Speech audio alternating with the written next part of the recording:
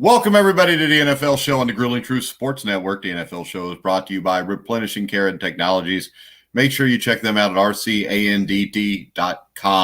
I am your co-host for the NFL Show, Mike Goodpaster. I'd like to welcome in my other co-host, Sam Teets. How you doing, Sam? I'm doing great, Mike. How about you? I'm doing just great, too. So yesterday, on Tuesdays, we always have your quarterback power rankings, 1 through 32. So this is Wednesday. That means my power rankings 1 through 32, and we'll let you pick them apart. I mean, I agree with most of this stuff, but there are a couple of issues I have. We'll start at number one. I mean, obviously, Kansas City has to be the top. I think they should be at the top until they lose, pretty much, because they've shown they're a championship team just this past year. So I would leave them at number one until they lose. But Buffalo's right there. I still don't know, though. Buffalo and Green Bay. I would put Green Bay ahead of Buffalo because of Aaron Rodgers. I really think Green Bay's defense is underrated. I think Aaron Rodgers is more proven to me to come through in the clutch when I need him to than Josh Allen. And you consider Josh Allen's clutch performance against the Miami Dolphins or something like that. That doesn't count for me. That's not a real clutch game. You should win that game. I will say this. I think Buffalo has the better head coach. I think they got the better defense. Head coaching, I won't disagree on. Defensively, I think you're underestimating guys on the defense for Green Bay. I mean, Jair Alexander held Calvin Ridley to 0 catches the other night when they played. We're comparing playing the Atlanta Falcons. That's worse than playing the Miami Dolphins. Oh yeah, that's another thing we'll talk about later. But I mean, I think the defense for Green Bay is more talented than the one in Buffalo. I think they have a far better pass rush than the one Buffalo does. And outside Tre'Davious White, there's really not a player on Buffalo's defense I think is much better than some of the players on Green Bay's defense. Well, I think this. I think that right now, if they played each other, I would favor the Buffalo Bills. No, I'd stick with Aaron Rodgers. I would take the Packers still. Yeah. Well, see, this is the thing. You're not sticking with the Packers because you said you're sticking with Aaron Rodgers. That's true. That's a good point. I mean, the whole hand thing hinges on Aaron Rodgers to me. If you plug anyone else in there besides maybe Russell Wilson or Patrick Mahomes, I would probably jump ship and go over to Buffalo. But Aaron Rodgers, to me, is the difference maker in this equation. I just think the Bills are better. I think the Bills are underrated. I think the defense is going to get better as the year goes on. I could see where you would have the Packers at number 2 and the Bills at 3 or 4 or 5 even. Do you have a problem with the Ravens at 5 or the Seahawks at 4? I really don't, honestly, because Russell Wilson, again, he's one of those big-time movers in this game who really elevates his team. That defense has been terrible so far in Seattle. When Jamal Adams hurt, I mean, it's worse than it should be. And the Ravens at 5, I'm not really upset about that, honestly. So Lamar Jackson has not played up to what he did last year so far this season. And maybe I'm starting to think I overestimated that defense a little bit. The defense has not been as much of a game changer as I originally anticipated. They haven't created as many turnovers. They haven't been as much, haven't forced as many sacks. So I'm not really shocked Baltimore has played. I'm not really shocked Baltimore's at number 5, but I feel like they should be playing better. And if Baltimore ever does reach that peak, they would be a top 3 team, I think. But they haven't hit that point yet. The thing that really stands out to me when doing this list, after number 4, there's nothing there that impresses me. And, I mean, Seattle is kind of what you said with Green Bay. You start off by saying Aaron Rodgers. You start off with Seattle. You start off saying Russell Wilson. Defense is not that good. But in a playoff situation, Seattle against Green Bay, no matter where they play, who would you take right now? That's actually a really good one. I didn't think about that. But if you put that way, I would have to lean Green Bay because that's a more complete team. But really, I mean, Russell Wilson at the point, if he keeps going this way, I wouldn't bet against Russell Wilson in any game if he continues playing this way for another couple of weeks because I've seen Russell Wilson drop off in the past. He's been in the MVP conversation for 2 of the past 3 years. And around week 10, somewhere between week 10 and week 12, he always kind of hits a wall and has a couple bad games in a row. If he avoids that this year, I'm not betting against Russell Wilson in any game. Because if he manages to play a full 16-game season at this pace, I would take him even with that defense. But right now, Green Bay has the better team. All right, what do you think about 6 through 10? Pittsburgh, Tennessee at 7, Tampa Bay at 8, Rams at 9, Saints at 10. You know, I appreciate you putting Pittsburgh at number 6, mostly because that defense, because Ben hasn't been turning the ball over like crazy. But if New Orleans and Tampa Bay, I mean, if they reach their potential, don't you think those teams would be better than Pittsburgh? Yeah, but we can't do a power rankings off the potential of what somebody can do. I mean, right now, Tampa Bay's defense has been terrible. The Saints have been a little shaky. Their defense hasn't been great. So when I look at this, I look at Pittsburgh as the defense that is dominating or can be dominating, was dominating last year, and Big Ben, who's only had one turnover in 3 or 4 games. So when I look at them, Pittsburgh against Tennessee, I may favor Tennessee against them. But Pittsburgh, I mean, if you compare them to 7, 8, 9, and 10, their defense is far superior, and you're still rolling with Ben Roethlisberger, which that's not as good as rolling with Tom Brady or Drew Brees, but it's not that far below him. He might be better than rolling with Drew Brees at this point. We'll see. We'll find out as the year goes on. We'll see how that arm holds up. I don't think that's ever going to be the case, Sam. No, you don't? No. I don't know. If his arm holds up or not, I mean, what the hell? If you want to do that, who's held up better over the last 3 years, Drew Brees or Tom or Ben Roethlisberger? That's a fair point, Michael. That's a fair point. Ben did miss most of last year. Personally, I would probably put Tennessee at number 6 and Pittsburgh at number 7, just because Pittsburgh's secondary really hasn't played that well. It's been mostly defensive front that's been doing things for them defensively. That pass defense really has not held up, at least to the degree that was last year. I would probably favor Tennessee just a little bit because of Ryan Tannehill. I think he's better than Ben at this point. I think Derrick Henry, that rushing game, is obviously a huge factor for them. I would give Tennessee a slight edge over Pittsburgh. Well, I think this, when you look at the rest of these teams that I think could be top 5 teams, I don't think the Steelers will be. I think this is the ceiling for them. I think the Titans, if the defense plays better, Bucks, if the defense plays better, I think the Saints will move up. Those are the 3 teams that I think right there could be top 5 teams by the time this is over with. But this is a really top-heavy NFL right now. If the 49ers got healthy, would you ever throw them into that conversation? Because they were top 5 last year. I would, but there's so many guys hurt right now. I mean, I wouldn't have thrown them into the top 5 last year. I think I had them number 1 most of the year. I thought they were by far the most complete team in football. But there's so many injuries here. It's probably going to take at least 4 or 5 weeks for them to be totally healthy, if they ever are totally healthy. Yeah, I don't think they will, because, again, you lose Nick Bosa for the entirety of the year. I don't think they're ever going to get him back, even if they make a deep playoff run.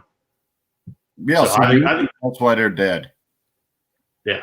And also no DeForest Buckner, too. And it's 2 of the best defensive players in football. You don't have those guys.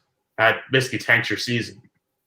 Yeah, when we look at the Tampa Bay Buccaneers, I mean, Brady needs to get all his weapons healthy. The defense needs to step up. When I look at the Rams, like I put on the article, they're not impressive, but they keep getting the job done. And then you got the Saints, who are a team that should move up. I think that with the Saints, you're going to get one of 2 things. I think you're either going to get an implosion or you're going to get an explosion. I think it'll probably be more of the explosion, and they'll still win 11 games before this year's said and done. Yeah, I would almost be tempted to switch those 2 teams. I know the Rams have 1 more win than the Saints do at this point. But I would still be tempted to potentially flop those teams, just because the Rams have faced a little bit lesser competition to some degree. Their 1 loss is against the Buffalo Bills, the one really good team they played. I agree with you. The New Orleans Saints have a top 5 ceiling potentially to get everyone healthy. The Rams, on the other hand, I think the Rams are in the same category as the Steelers. This might be as high as they go. Yeah, but remember this. The Rams' 1 loss to Buffalo was a massive comeback. They lost the game right at the very end, and that's a team that I think you would have in the Bills listed in the top 4 here either way, correct? Yeah, correct. So I think when you look at that, I think it's hard to ignore that. That's true. But also, you've brought this up in the past. Coaching sometimes comes into a situation when you get a big lead and you lose it in the 4th quarter. And we're talking about that. The Buffalo Bills are a far superior coach team to the Los Angeles Rams at this point. And also, Josh Allen is playing at a high level. That's why the Bills were able to overcome that at the end. And that's also why I have the Bills much higher than the Rams. Yeah, I'm still a little bit nervous with Jared Goff, just based on what he did last year. I am too. I think he's a solid quarterback, though. I think that's kind of the ceiling. He's just going to be good. If you put a lot of talent, he may be better. Now, when we go 11 through 15, I know you'll disagree with the Browns at number 12, but what do you think 11 through 15? 11 to Patriots, 12 to Browns, 13 to Colts, 14 Panthers, 15 Niners. The Browns at 12, I mean, I really want to disagree with that one, but it's kind of hard. I mean, they're at 3-1 right now. The offense is running great.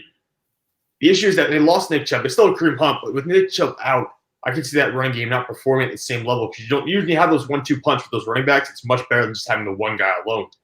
So I think the Browns, without him, could fall a couple spots here. like all these teams have issues. I mean, all these teams have problems at this point. Cam Newton's not going to be playing potentially next week because of COVID. Stephon Gilmore just got COVID. He might not play next week. And you've got Cleveland, like I said, they have issues defensively. And right now with the injury of Nick Chubb, who knows what will happen. The Colts, Philip Rivers is quarterback. Carolina Panthers, that's really 14 is probably the peak. Maybe they could get number 11 if they play really well. I don't see them going higher than that. And the 49ers, all the injuries. So to me, Cleveland number 12, that makes sense just because they have the least number of questions actually out of all those teams I just mentioned. Yeah, you know what you get with the Browns. They can run the ball. Yeah. And really, that's all you can ask for. And the thing is this, though, even with just Kareem Hunt, it may turn into where maybe a little bit more play action. If Hunt is successful, maybe life gets easier on Baker Mayfield throwing the ball down the field, and he's definitely got weapons in Jarvis Landry and OBJ down there. I think the Colts are a team that quarterback is an issue. I think the defense is still going to end up being an issue because when you look at it, the Jaguars beat that defense, put a fair amount of points on them, and they haven't really shut down or really played well against a good team yet. So I have questions there.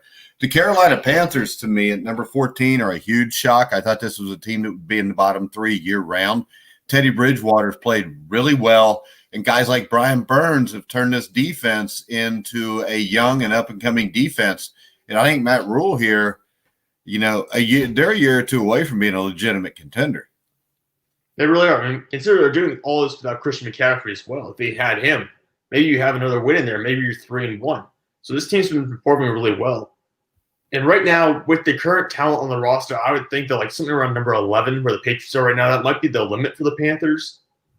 But again, like you said, moving forward, if they add more weapons, if they add more on the offensive line, more maybe in the secondary, I could see this team being a top 10 team, maybe potentially as soon as late next season. All right, then we've got the Niners, who we already talked about, kind of a mess. 16 to Raiders, 17 to Cardinals, 18 to 3-1 Bears, 19 to Chargers, 20 to Vikings, Sam. Yeah, you've got the Chargers and the Vikings a little low here. I would put them above the Cardinals and Bears to this point. Because we see wait a second. The Vikings have won one game, and they looked atrocious in the three losses. They really did. And they're 1-1 against the Houston Texans, who have not won a game yet. They didn't play horrible against Tennessee. They lost on a field goal to the Tennessee Titans. They didn't play great. They didn't play great. No, they didn't. But there's still a lot, like you said in the article, there's still a lot there in that roster. To me, there's not a lot on Chicago's roster. I know Arizona had a hot start, but there's really not a lot there on Arizona's roster, especially defensively. So to me, I know they had the records shade something different entirely, but Chicago at 3-1 is now a playoff team. Arizona could lose the next 4 of the next 5 games, really. Well, I would say this. I think it's very possible that the Vikings pass both of those teams. I think the Chargers at 19 are very interesting because if Justin Herbert's the real deal, their season could get much better.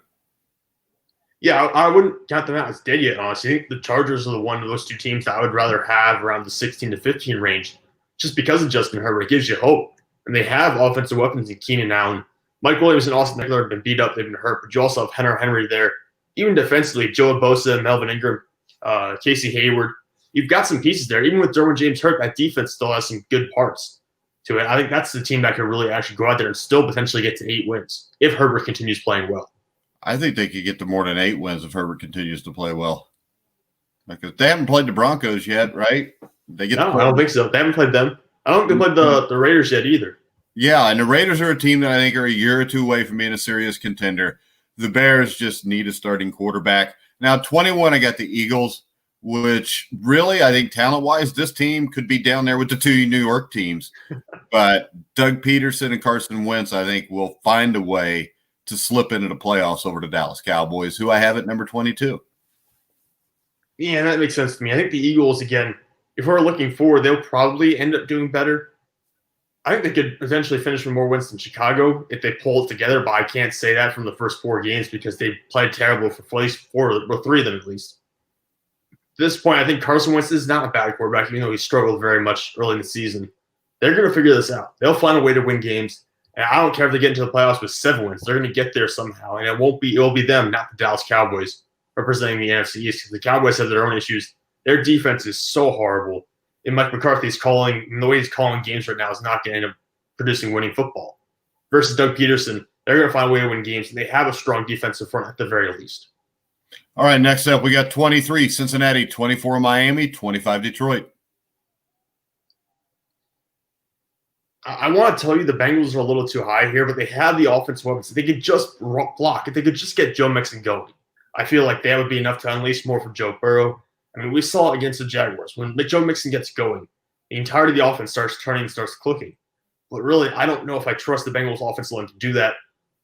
Honestly, I think there's more immediate potential in a team like Detroit than Cincinnati because the Bengals have such a bad offensive line. Oh, you're crazy. Come on. Detroit has a horrible they got a bad offensive line. Matt Stafford's not as good as Joe Burrow. The Bengals are at 23. They're ahead of 10 teams because of Joe Burrow. And I will say this, with Alex Redmond playing guard now, I think the offensive line has gotten better. And don't be surprised if Cincinnati goes to Baltimore and makes it a lot closer game than what people are expecting. Hey, I'm hoping they do. That'd be something fun to watch for me. And also, it would justify moving Baltimore a little bit further down this. But it'll be fun for you until Joe Burrow sweeps the Pittsburgh Steelers twice. All right, let's not get crazy here, okay? We're trying to stay. They're not going to be Pittsburgh. He's that good. Joe Mixon's that good. They got the weapons. I think Baltimore has a problem with teams that try to stretch the field on them.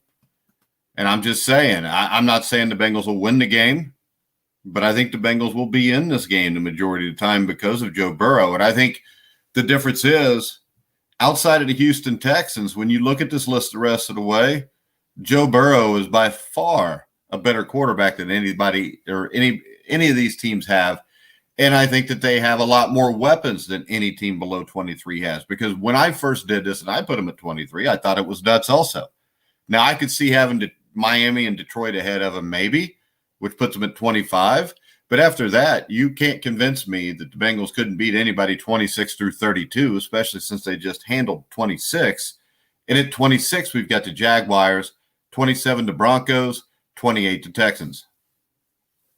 Yeah, I mean, I'm down with that part. I would just ask, why is Denver at 27? Because I feel like Denver could be put lower on this list, just based on the fact that they're playing with their third-string quarterback. They threw 3 picks the year in against the Jets. They almost lost to the Jets. Well, let's face it, 27 on down, everybody but Washington has lost every game they've played. So you could put it easy. I mean, I think this. 2 New York teams are by far 31 and 32. I think you can argue 26 through 30. And Washington did win a game. And the fact that we're going to talk about this now, Dwayne Haskins gets benched for Kyle Allen. Actually, he's the third-string quarterback now behind Alex Smith also. Do you think that gives Washington maybe a little bit more ceiling to get things going here? Yeah, it gives them a better ceiling because Haskins didn't turn the ball over as much this year as he had in the past. He's been much better at ball security. And when did the Giants switch Daniel Jones out? Because I think Dwayne Haskins has looked better than Daniel Jones. Daniel Jones has certainly turned the ball over a lot more, and that's probably the biggest thing. I mean, we talked about this with Baker Mayfield the other day. The thing you want most from your quarterback is to not make those mistakes, not make those game-killing mistakes. Haskins hasn't necessarily done that this year. The issue is that, I mean, he hasn't been able to score. They haven't been able to move the football. And really, they have a defense capable of slowing our teams down. They just need to score points. I think Kyle Allen and certainly Alex Smith give you a much better chance of actually going out there and winning you the football game than someone like Dwayne Haskins, who you're just hoping doesn't make the bad decision. All right, the Atlanta Falcons, the Houston Texans. These are 2 teams that have some talent. But O'Brien's already been fired. Dan Quinn's got to be close behind. With the extra playoff spot, are the Houston Texans dead, or is there a chance something could be done here? No, they're dead. I mean, like Deshaun Watson's a very good quarterback. To me, he's still a top 10 quarterback in the NFL. He could be top 7, top 5 if he gets to the full potential and if he has weapons around it. But you traded away by far the best player on the team, arguably, DeAndre Hopkins. And there's nothing on this offense. He's already there, though. I mean, I think he's already there in the top 10, maybe even top 5. I think he's already proven it. They've got a mess. When you look at the Texans' schedule, though, the issue is this. Their next game, they host the Jaguars. Winnable game. At Titans, it might be winnable if the Titans have to forfeit. They've got to play Green Bay. They play Jacksonville again. So maybe you could get 2 out of 4 there. But then they go to Cleveland. Then they host the Patriots. So Romeo Crennel's saying they have a chance. I don't think they have a chance, especially since Romeo Crennel's the head coach. I don't know that actually, I think Romeo Crennel is not as good a head football coach as Bill O'Brien. But right, he's playing down in Kansas City, right? Yeah, he's probably a better GM now. Yeah, well, yeah. I mean, it wouldn't take much. You would just have to not trade DeAndre Hopkins away to be a better GM than Bill O'Brien. And really, that was the move I think that broke the camel's back here, is that you can't get rid of someone like DeAndre Hopkins and expect your offense to be the same. They try to get Brandon Cooks and plug him in and think he would be the same kind of player, make the same kind of impact. And of course he doesn't. So to me, there's nothing here. It's Deshaun Watson, a bunch of pieces. Maybe he'll throw for 300 yards a game. But at the same point, you're going to need to score 37 points to keep up with the teams that are destroying your defense. To me, there's just not enough here to actually say the Texans have a shot at winning 5 to even 8 games. And then, of course, you've got the rear taken up by the 2 New York teams.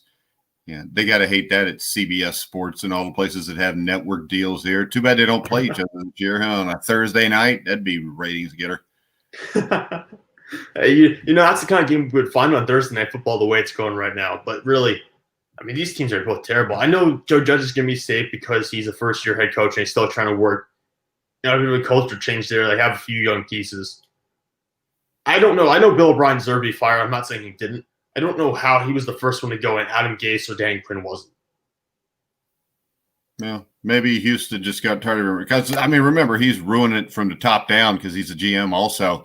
A little bit of NFL news. Cam Newton may play week 5, but the Patriots play Sony Michel on the IR. Stephon Gilmore tested positive for COVID-19. So there's a little bit of a mess here in New England right now. Yeah, that's really hard for them. He's their best running back. Now, New England's always had a stable of running backs they can go at any time. They can get production basically from any running back they have on their roster. So I'm not really worried about Sony Michel, although he was looking like he was going to have a potentially career year. The bigger loss is Stephon Gilmore. You lose basically a shutdown corner, the reigning defensive player of the year. He's arguably the best player on your entire team at this point. Not having him really, I mean, it really screws that secondary. You're going to have a defense that's going to be basically toothless now. And if Cam Newton doesn't play, again, you're kind of dead in the water. All right, the Miami Dolphins will once again have a limited number of fans at their next home game, but the Florida government is planning to allow the team to fill the stands in the coming weeks if they choose to. And as spokesman for Governor Ron DeSantis said, the Dolphins have been given clearance to host a full capacity crowd, which would be 65,000 people. Sam, good idea or bad idea? I mean, look, if they medically cleared it, if they're saying they've medically determined it's okay to host a full crowd, then but I don't think there's anything stopping the Dolphins from doing so. If they said it's safe, fine, go for it. But I don't know if they will because the NFL has their hand on this. You know what the NFL is probably going to say no. But who knows? Yeah. Maurice Hurst also tested positive for coronavirus. The Chargers-Saints game could be played in Indianapolis due to a hurricane, Sam. Really? Yeah, you didn't know that? That was a new one. News to me. Popped up. I mean, what the hell? Might as well. Played all the NBA games in Disney World. Yeah, might as well move things around a little bit. Happens.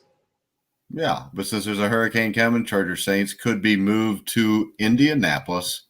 So, I mean, the NFL already has its hands full with the Tennessee Titans because now they're talking about the Titans may have to forfeit their next game. And the Hurricane Delta was upgraded to a major hurricane on Tuesday. Slammed into Mexico's Yucatan Peninsula, is now headed towards the U.S. Gulf Coast. Delta is expected to be a Category 3 storm when it reaches Louisiana on Friday. And now Monday's Saints-Chargers game may have to be moved to another venue. They are talking about moving this to Indianapolis. I mean, it makes sense. You want to make sure it's safe. You want to make sure you can get all the money you can get out of these games. Make sure that it'll be broadcast with no technical difficulties. So I understand the move for that. Let me ask you this. You mentioned the idea of Tennessee might have to forfeit games because of the COVID-19 situation. Would you rather do that, or would you rather the NFL built in like an extra bye week to try to see if this blows over? Well, I think this. I think that this is not going to blow over. People are going to continue to get it. And I think the big problem here is the fact that probably none of these seasons should have taken place unless they were just going to play them like a normal season. I mean, what are we going to do if somebody gets the flu? You know what I mean? Right. I mean, there's no legitimate championships being won right now. The NBA Finals might be the two best teams. They may have been the teams that have been there. And I know that Stephen A. Smith will tell you that it was the two best teams, so it's legitimate. But it's not legitimate. Marcus, how you doing? He loves us all, Sam. But thanks for listening, Marcus. So when I look at this, Major League Baseball, it's not a legit World Series champion. It's just not. College football. What are they going to do in college football? Are we going to all of a sudden start throwing in the Big Ten teams in the rankings at the end of October and start throwing Pac-12 teams in the rankings in the middle of November? Yeah, I said that before, too. That's a little bit ridiculous. I mean, we're a month and a half into the season by the time the Big Ten is going to jump in, and they're just going to act like they belong in the rankings now? Like, come on. Yeah, this is an absolute joke the way this whole thing is playing out. And we knew it would be. It was about the money. I think they should be playing anyways. I think there should be a crowd there. You know, if you don't want to go and you don't want to risk it, don't go. But once again, over the last week or two, the players that have been tested positive, has anybody even been hospitalized? I don't think so. I haven't seen any reports. Of course, this is supposed to be private medical data, so they're not going to share it anyways, but I haven't seen any reports. Yeah, but it doesn't matter if it's private medical data or not. If somebody goes to the hospital, we're all going to know right away. Yeah, you know, probably someone will leak it. Yeah. Yeah, come on. Ray Rice got caught beating up his wife in an elevator. Who would have ever thought they had that on video? So the thing is, you can't tell me they don't know this. And after a while, don't we just have to live our lives? I mean, are we going to start doing this for the flu? Or are we all just going to wear masks for the rest of our lives? Does anybody want to do that for the rest of their lives because they might get sick and have a 0.003% chance of dying? I mean, play the games. I don't want to watch the NBA Finals unless the games are played in Miami and LA with a big-ass crowd going nuts. I don't care about this other stuff. And the problem you have in the NFL right now is if all of a sudden you make the Titans forfeit a game to the Bills, well, that hurts every team in the it hurts every team in the Bills division. It helps every team in the Titans division. And maybe in the end, that forfeited game means Indianapolis goes to the playoffs as a division champion. I mean, they're changing everything with this. And I can tell you this. I coach high school football. We've had two teams that have basically had to forfeit in the last couple weeks. We haven't played a game. It'll be a month when we step on the field, I think, on Saturday. And we're playing one of the teams where we had to reschedule the game because of the COVID. The other game can't be rescheduled, all right, because we're to the last couple weeks of our season, and we're going to get a league win over them. We're going to beat this Columbus team. We'll beat Noblesville. But there's one team that we didn't play, but we got a gift win over. I mean, it really takes away the legitimacy of every sport. You know, you take away the road travel. I mean, if you're now, let's look at it. Baseball, they're in Dodger Stadium playing playoff baseball, and it's the A's. And the Dodgers are playing in Texas. I mean, how stupid is this? You just played a 60-game season where teams got to play on their home field. You delegitimize it because this is the thing. If you're, say, the Cincinnati Reds, and you're in the playoffs, and if they would have been the 1 seed, and they'd have played the Braves, you know, the Braves had to come and play all the games in Cincinnati, right? So the Reds are a team that's built to hit home runs because they're in a stadium where that is what you do. You know, it's kind of like Busch Stadium back in the 80s and the 90s, where the St. Louis Cardinals would get the Vince Coleman's, the Willie McGee's. They would have George Hendrick as their main home run hitter, and he hit 20 in a season because they're playing small ball because of how big the field is and how hard it is to hit home runs. So even without a crowd, if you're playing at home, you have an advantage. Number one, you didn't have to travel there. Now, Major League Baseball, all of a sudden, after they get past the wild card round, has decided, well, we got to play all the games in a bubble. In what world does that make sense? And I know they're just trying to keep it from happening. I mean, the St. Louis Cardinals made the playoffs, and they didn't play 2 of their games. And I think they won the last playoff spot by a game. I mean, if they have to play the same amount of games as the Giants, maybe they don't even make the playoffs. So they're bastardizing all of this. And they're doing it because they want to scrub out every little last cent that they can from the general public and the TV executives. But I can tell you this, NBA-wise, I don't think I've watched one game. I've watched a couple minutes of it. And it's not because Black Lives Matter is on the back of jerseys. I don't care what's on the back of their jerseys. I just want to watch the game. But I don't want to watch a game with all these TV screens around the thing with people virtually watching the game. I mean, number one, how big a moron do you have to be to sit on your computer and cheer like you're at a real game? You're a freaking idiot. And if you are an NBA team, I mean, I just don't get this. This is all stupid. You know, we've got cardboard cutouts in the stands. Yeah, it's great that people paid $75 for the year and it all goes to charity. But what the hell's the point? It's a cardboard cutout. There's people with cardboard cutouts of their dogs in the stands. Now, we all know a dog's not going to be allowed to go to the game anyways unless it's puppy paw day or something, where they let the dogs come in and poop all over the field like Shotzi did at Riverfront Stadium when Marge shot under. I mean, that's the only time I've seen a dog in the game. I mean, come on. And you got 3 dogs lined up in the back. I mean, I saw one of the games where they had like a vendor or what do you call the people to help you help show you to your seats? The attendant. An usher or something like that? Yeah, they had a big cardboard cutout of the usher standing behind home. That is freaking stupid. You know, if you're going to play the game, play the game. I don't need piped in crowd noise. Just play the game. If I'm a player that is played at a high level, you know, I don't even hear the crowd anyways. You know, they may give you a boost when you come out. You may hear them every once in a while. But overall, we're just playing the game.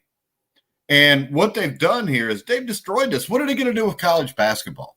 Is college basketball even going to play? If they do they start in January and only have a conference-only schedule? And I guarantee you this, if they have only a conference-only schedule, what the ACC wanted to do where they let everybody in, is all because it gives you a couple more weeks of TV revenue.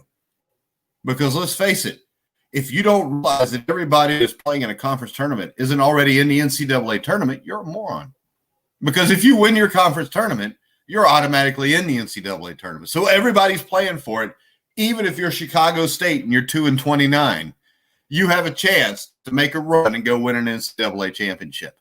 But now they're going to tell you they're doing this special thing. It's like the Indiana high school basketball tournament used to be, and we're letting everybody in and everybody has a chance.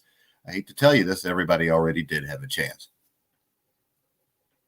Yeah, I mean, the whole process, especially when we go back, bringing back to the NFL, really, you have to do whatever you can, I would think, to avoid making some team forfeits. You're right.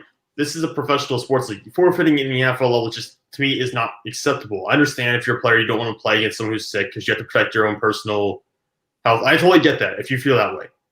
But, I don't. You know what? I'm not a rich man, Sam. And if you want to pay me $50,000 to play in a football game on Sunday and you tell me I got a 50-50 shot of getting COVID, sign me up. You know, I probably would take that as well, Mike. I probably would. Don't tell me you probably would. You're a college student. You would take it in a heartbeat. Yeah, I definitely would. I need the money. But yeah, no, I can see though if you got a large contract and you don't have to play the game, especially when you're concerned about potentially getting sick, I can understand why you wouldn't. Because you want to protect yourself, your family, and your health at whatever cost. That's the most important. There's like a 99.7% chance you'll live if you get it, so you got to protect yourself.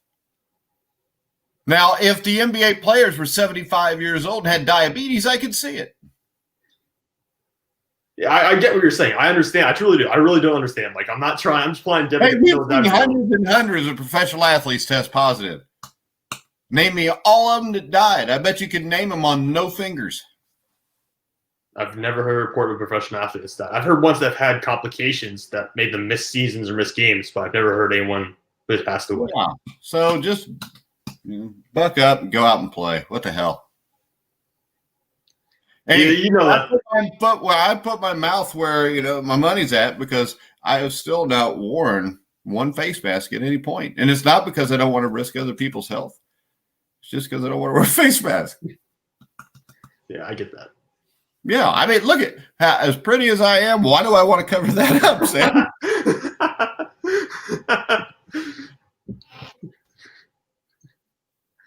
Yeah, I have no idea where to go from that one, Mike. I noticed you didn't disagree, though. I didn't say no. I didn't say you were wrong. Okay. Anything else we want to discuss? No, I think we've covered everything we can get here today. All right, this went 15 minutes longer than I thought, but it seemed like more people were listening, the more nonsense I said. So I just went with it. All right, we will be back tomorrow at 1 o'clock to preview the Thursday night football game. You can check out me, Ty Robbins, and former Cincinnati Bengal linebacker Joe Kelly tonight at 9 o'clock live on the Cincinnati Bengals Weekly Show. When's the Sam and Sam show coming back, Sam? It's on Friday. We're going to do it in the afternoon. We're looking at about 7:30. All right, and Steve Rizzer, who is a listener, I think he's got his own podcast, is going to come on and pick the games with us this Friday. And then we got a special treat the next Friday. We're going to add We're going to add Sam McGinnis and another Sam to the show to pick the game. So it'll be 3 Sams and me. Really? Hey, we could call it 3 Sams and I. It would sound like a movie from the 60s. That'll be fun. All right. I'm sure it won't. So we will be back Maybe not for you. At 1 o'clock. Yeah, I just got to call everybody by their last name, or I just call everybody Sam, but then it'll be even more confusing. We'll call it the Sam I Am Show. How about that? Hey, that works. All right. So we're going to wrap it up. I want to remind everybody, check out Replenishing Care and Technologies at rcandt.com. And you can hear all of our shows about an hour after this broadcast. You can find them on podcast forum, on iHeartRadio, iTunes, TuneIn, Spreaker, Stitcher, Spotify, wherever you find sports podcasts, you'll find The Grueling Truth. And you can hear us live every day at 1 o'clock Eastern on Facebook Live, YouTube Live, Twitch, Periscope, and a couple more other places. But for now, for Sam Teets, I'm Mike Goodpaster. You've been watching and listening to The Grueling Truth, where the legends speak.